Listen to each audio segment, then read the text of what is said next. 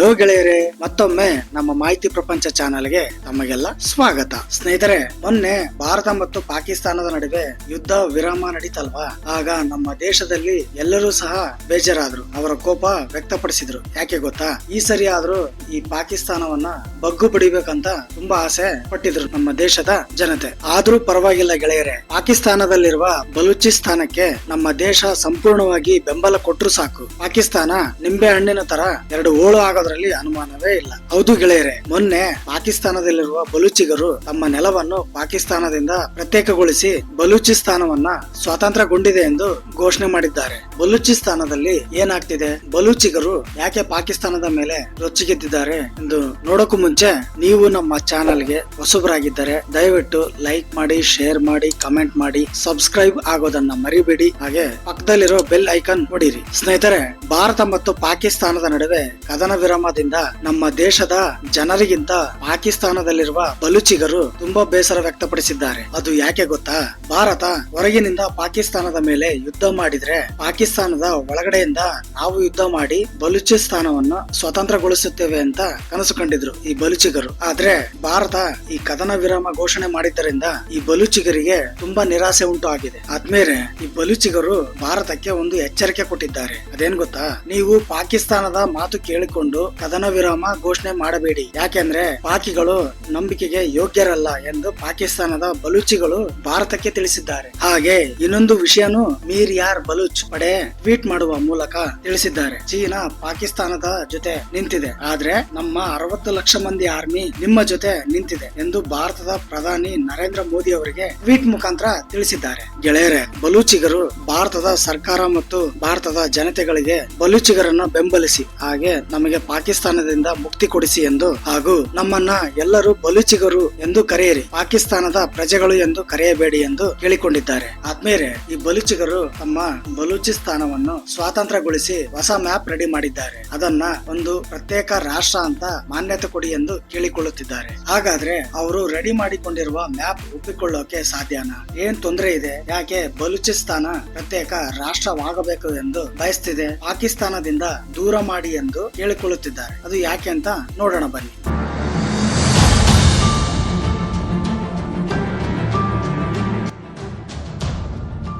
ಗೆಳೆಯರೆ, 1947 ಹೊತ್ತಿಗೆ ಭಾರತಕ್ಕೆ ಸ್ವಾತಂತ್ರ್ಯ ಸಿಗುತ್ತೆ. ಇದರ ಜೊತೆಗೆ ಭಾರತವನ್ನು ಒಡೆದು ಪಾಕಿಸ್ತಾನದಲ್ಲಿರುವ ಎಲ್ಲ ರಾಜ್ಯಗಳನ್ನು ಸೇರಿಸಿಕೊಂಡು ಒಂದು ಪಾಕಿಸ್ತಾನ ಅನ್ನೋ ಹುಟ್ಟಿಗೆ ಕಾರಣವಾಗ್ತಾನೆ ಈ ಜಿನ್ನ.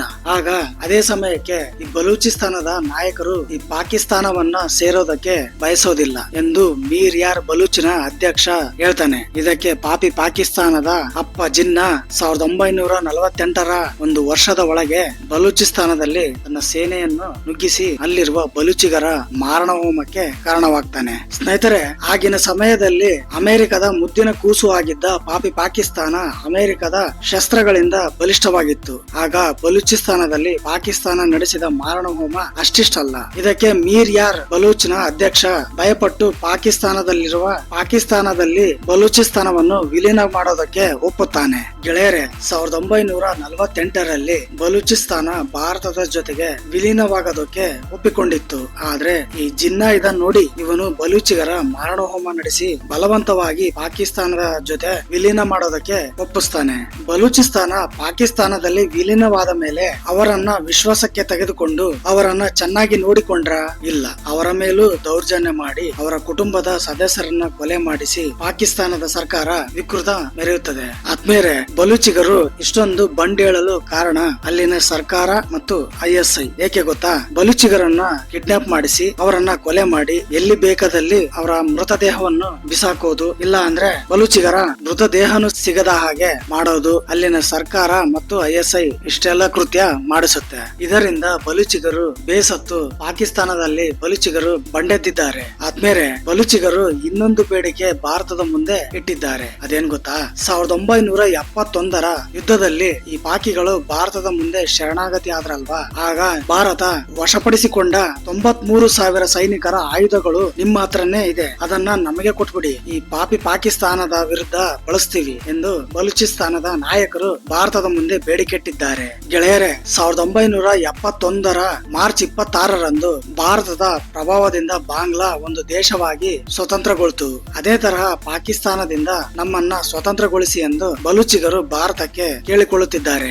ನಿಮಗೆ ಅನ್ನಿಸಬಹುದು, ಹೌದಲ್ವಾ, ಇದೇ ತರಹ ನಾವು ಬಲೂಚಿಗರಿಗೆ ಸಪೋರ್ಟ್ ಮಾಡಿ ಸ್ವಾತಂತ್ರ್ಯ ಕೊಡಿಸಬಹುದಲ್ವಾ ಅಂತ ಅನ್ನಿಸಬಹುದು. ಆದ್ರೆ ಹೀಗೆ ಮಾಡೋಕೆ ಜಾಗತಿಕ ಮಟ್ಟದಲ್ಲಿ ಸ್ವಲ್ಪ ತೊಂದರೆ ಇದೆ ಸ್ನೇಹಿತರೆ. ಅದು ಏನ್ ಗೊತ್ತಾ ಸ್ನೇಹಿತರೆ, ಬಾಂಗ್ಲಾ ಆಗ ಯಾರಿಗೂ ಬೇಕು ಅಂತ ಅನಿಸ್ತಿರ್ಲಿಲ್ಲ. ಅದು ಜಾಗತಿಕ ಮಟ್ಟದಲ್ಲಿ ಅಷ್ಟೊಂದು ಇಂಪಾರ್ಟೆಂಟ್ ಅಂತ ಅನಿಸಲಿಲ್ಲ. ಹಾಗಾಗಿ ಬಾಂಗ್ಲಾ ಪಾಕಿಸ್ತಾನದಿಂದ ಬೇಗ ಸ್ವಾತಂತ್ರ್ಯಗೊಂಡಿತು. ಆದ್ರೆ ಬಲೂಚಿಸ್ತಾನದಲ್ಲಿ ಹಾಗಲ್ಲ ಸ್ನೇಹಿತರೆ, ಇದು ತುಂಬಾ ಸೂಕ್ಷ್ಮವಾದ ಪ್ರದೇಶ. ಚೀನಾ ತನ್ನ ಬಹುಪಾಲು ಬಂಡವಾಳವನ್ನು ಇದೇ ಬಲೂಚಿಸ್ತಾನದಲ್ಲಿ ಹೂಡಿಕೆ ಮಾಡಿದೆ. ಅದರಲ್ಲಿ ಸಿಪೆಕ್ ಯೋಜನೆ ಮತ್ತು ಗೋದಾರ್ ಬಂದರಿನಲ್ಲಿ ಚೈನಾ ತುಂಬಾ ಹೂಡಿಕೆ ಮಾಡಿದೆ. ಚೀನಾ ಬಲೂಚಿಸ್ತಾನದಲ್ಲಿ ಫಿಶಿಂಗ್ ಮಾಡ್ತಿದೆ. ಬಲೂಚಿಗರು ಈ ಮೀನುಗಾರಿಕೆಯನ್ನ ನಂಬಿಕೊಂಡೇ ಜೀವನ ಮಾಡುತ್ತಿದ್ದಾರೆ. ಈಗ ಚೀನಾ ಕೂಡ ಅವರ ಹೊಟ್ಟೆ ಮೇಲೆ ಹೊಡಿತಿದೆ. ಇದು ಬಲೂಚಿಗರನ್ನ ಇನ್ನೂ ಕೆರಳಿಸುತ್ತಿದೆ. ಇದರಿಂದ ಬಲೂಚಿಸ್ತಾನದಲ್ಲಿ ಈ ಪಾಕಿಗಳಿಗೂ ಮತ್ತು ಚೀನಾಕ್ಕೂ ಪ್ರವೇಶವಿಲ್ಲ ಎಂದು ಬಲೂಚಿಗರು ರೊಚ್ಚಿಗೆದ್ದಿದ್ದಾರೆ.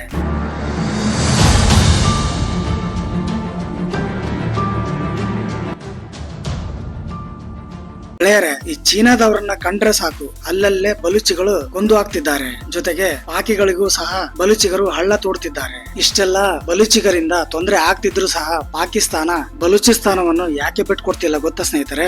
ಯಾಕೆ ಅಂದ್ರೆ ಅಲ್ಲಿರುವ ಅಪಾರವಾದ ಸಂಪತ್ಭರಿತ ಖನಿಜಗಳ ನಿಕ್ಷೇಪವಿದೆ. ಅದರ ಮೇಲೆ ಕಣ್ಣಿಟ್ಟಿರುವ ಪಾಕಿಸ್ತಾನ ಅದನ್ನ ದೋಚೋದಕ್ಕೆ ಮುಂದಾಗ್ತಿದೆ. ಆದ್ರೆ ಅಲ್ಲಿ ದೋಚಬೇಕು ಅಂದ್ರೆ ಪಾಕಿಸ್ತಾನಕ್ಕೆ ಹಣ ಬೇಕಲ್ವಾ? ಯಾರು ಕೊಡ್ತಾರೆ? ಪಾಕಿಸ್ತಾನನೇ IMF ಮತ್ತು ಚೀನಾ ಹತ್ರ ಭಿಕ್ಷೆ ಬೇಡ್ತಿದೆ. ಅದಕ್ಕೆ ಚೀನಾವನ್ನು ಸಹ ನೀವು ಬನ್ನಿ, ನಿಮ್ ಜೊತೆ ನೀವು ಇಬ್ರು ಸೇರಿ ಬಲೂಚಿಸ್ತಾನವನ್ನ ದೋಚೋಣ ಎಂದು ಪಾಕಿಸ್ತಾನ ಚೀನಾನ ದುಂಬಾಲು ಬೀಳ್ತಿದೆ. ಗೆಳೆಯರೆ, ಪಾಕಿಸ್ತಾನ ಈಗಾಗಲೇ ಬಲೂಚಿಸ್ತಾನವನ್ನ ಲೂಟಿ ಮಾಡಿ ಇಲ್ಲಿರುವ ನಮ್ಮ ಜನರನ್ನೆಲ್ಲ ಕಿಡ್ನಾಪ್ ಮಾಡಿ ಕೊಲ್ಲುತ್ತಿದ್ದಾರೆ. ಪಾಕಿಸ್ತಾನ ಇಲ್ಲಿ ಯಾವ ಅಭಿವೃದ್ಧಿನೂ ಮಾಡಿಲ್ಲ ಎಂದು ಬಲೂಚಿಗರು ಪಾಕಿಸ್ತಾನದ ಮೇಲೆ ಆರೋಪ ಮಾಡ್ತಿದ್ದಾರೆ. ಸ್ನೇಹಿತರೆ, ಬಲೂಚಿಸ್ತಾನದ ಮೀರ್ ಯಾರ್ ಬಲೂಚ್ ಪಡೆ ಪಾಕಿಸ್ತಾನದಿಂದ ಸ್ವಾತಂತ್ರ್ಯ ಘೋಷಿಸಿಕೊಂಡು ಒಂದು ಮ್ಯಾಪ್ ಬಿಡುಗಡೆ ಮಾಡಿತು. ಅದನ್ನ ಜಾಗತಿಕ ಮಟ್ಟದಲ್ಲಿ ಅನುಮತಿ ಕೊಡಿ ಎಂದು ಕೇಳಿಕೊಳ್ಳುತ್ತಿತ್ತು. ಇವರು ಕೇಳಿಕೊಂಡ್ರು ಎಂದಾಕ್ಷಣ ಜಾಗತಿಕ ಮಟ್ಟದಲ್ಲಿ ಒಪ್ಪಿಕೊಳ್ಳೋಕೆ ಆಗೋದಿಲ್ಲ ಗೆಳೆಯರೆ. ಯಾಕೆ ಗೊತ್ತಾ? ಇದಕ್ಕೆ ಅಮೆರಿಕ ಒಪ್ಪಬೇಕು. ಅಮೆರಿಕಾಗೆ ಬಲೂಚಿಸ್ತಾನ ಬೇಕು ಎನ್ನಿಸಬೇಕು. ಆಗ ಬಲೂಚಿಸ್ತಾನ ಪಾಕಿಸ್ತಾನದಿಂದ ಸ್ವಾತಂತ್ರ್ಯಗೊಳ್ಳುತ್ತದೆ. ಇದಕ್ಕೆ ಜಾಗತಿಕ ಮಟ್ಟದಲ್ಲಿ ಭಾರತ ಪಾಕಿಸ್ತಾನದ ಇನ್ನೊಂದು ಮುಖವಾಡ ಕಳಚಬೇಕು. ಆಗ ಬಲೂಚಿಸ್ತಾನಕ್ಕೆ ಜಾಗತಿಕ ಮಟ್ಟದಲ್ಲಿ ಒಂದು ಪ್ರತ್ಯೇಕ ರಾಷ್ಟ್ರ ಎಂದು ಗೌರವ ಸಿಗುತ್ತದೆ. ಆತ್ಮೀಯರೇ, ಚೀನಾ ಬಲೂಚಿಸ್ತಾನಕ್ಕೆ ಕಾಲಿಟ್ಟರೆ ಆಗ ಅಮೆರಿಕ ಕೂಡ ಬಲೂಚಿಸ್ತಾನಕ್ಕೆ ಎಂಟ್ರಿ ಕೊಟ್ಟೆ ಕೊಡುತ್ತೆ. ಆಗ 3 ದೇಶಗಳ ನಡುವೆ ಶೀತಲ ಸಮರ ಶುರುವಾಗುತ್ತೆ. ಗೆಳೆಯರೆ, ಇದಕ್ಕೆ ನಾವು ಭಾರತೀಯರು ಸಹ ಪ್ರತಿಯೊಬ್ಬರು ಧ್ವನಿಯಾಗಬೇಕು. ಭಾರತ ರಾಜತಾಂತ್ರಿಕವಾಗಿ ಆಟವಾಡಿದ್ರೆ ಬಲೂಚಿಸ್ತಾನವನ್ನು ಸ್ವಾತಂತ್ರ್ಯಗೊಳಿಸೋದು ಕಷ್ಟವೇನೂ ಆಗೋದಿಲ್ಲ. ಹೀಗೆ ಮಾಡೋದ್ರಿಂದ ಪಾಕಿಸ್ತಾನ 2 ಭಾಗವಾಗಿ ಒಡೆದು ಹೋಗುತ್ತೆ. ಆಗ ಪಾಕಿಸ್ತಾನದ ಶಕ್ತಿ ಸಂಪೂರ್ಣವಾಗಿ ಕುಗ್ಗಿ ಹೋಗುತ್ತೆ. ಇದರಿಂದ ಭಾರತಕ್ಕೇನೆ ಲಾಭ. ಆದಷ್ಟು ಬೇಗ ಭಾರತದ ಸರ್ಕಾರ ಬಲೂಚಿಗರಿಗೆ ಬೆಂಬಲ ಕೊಡಲಿ. ಜಾಗತಿಕ ಮಟ್ಟದಲ್ಲಿ ಪಾಕಿಸ್ತಾನದ ಮುಖವಾಡ ಕಳಚಿ ಬೀಳಲಿ. ಬಲೂಚಿಸ್ತಾನ ಸ್ವಾತಂತ್ರ್ಯಗೊಳ್ಳಲಿ ಎಂದು ಹಾರೈಸೋಣ. ಇದು ಗೆಳೆಯರೆ ಇವತ್ತಿನ ಸಂಚಿಕೆಯಲ್ಲಿ ಬಲೂಚಿಸ್ತಾನದ ಬಗ್ಗೆ ಸಂಪೂರ್ಣ ಮಾಹಿತಿ. ಮತ್ತೆ ಮುಂದಿನ ವಿಡಿಯೋದಲ್ಲಿ ಇನ್ನೊಂದು ಕಂಟೆಂಟ್ ಜೊತೆ ಬರ್ತೀನಿ. ಅಲ್ಲಿವರೆಗೂ ಧನ್ಯವಾದಗಳು.